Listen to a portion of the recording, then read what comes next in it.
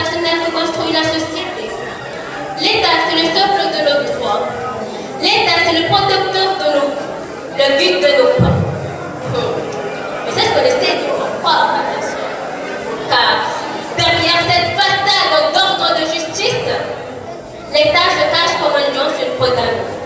On nous dit qu'il sert, mais il se sert. On nous dit qu'il lève, mais il écrase. On nous dit qu'il protège, mais il oppresse. Derrière un président qui s'enrichit, il y a des millions de citoyens qui s'appauvrissent. Derrière les élites qui pêchent pas, il y a un peuple qui peine. Derrière l'armée qui doit défendre la patrie, il y a des soldats qui retournent leurs armes contre leur propre peuple. Alors, je vous pose cette question. À qui appartient l'État? Est-il l'héritage d'une poignée de puissants ou bien la maison de tous? Car nous, citoyens, nous qui avons le pouvoir de dire non à l'injustice, nous qui avons le pouvoir de réclamer nos droits, nous qui avons la responsabilité de reconstruire notre État. Un État digne de ce nom, car l'État, ce n'est pas un château isolé au sommet d'une colline, mesdames et messieurs, non.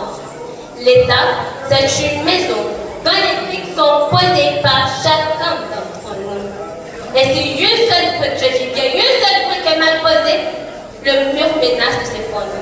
Et si le mur s'effondre, c'est toute la société qui se coule. Alors, mesdames et messieurs, laissez-moi vous dire ceci. Un État qui ne sort pas son peuple n'est pas un État. Un État qui se retourne contre ses citoyens n'est pas un protecteur. C'est un prédateur. Un décomplitant, un mirage, mais attention. Et encore attention, car ne pas croire que nous sommes impuissants. Car nous, citoyens, nous qui avons le pouvoir de dire non à l'injustice. Nous qui avons la responsabilité de reconstruire notre État. Un État qui ne soit pas un instrument d'oppression, mais un outil de libération.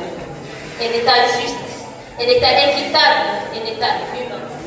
Et ce jour-là, enfin nous pourrons dire avec fierté, oui, cet État-là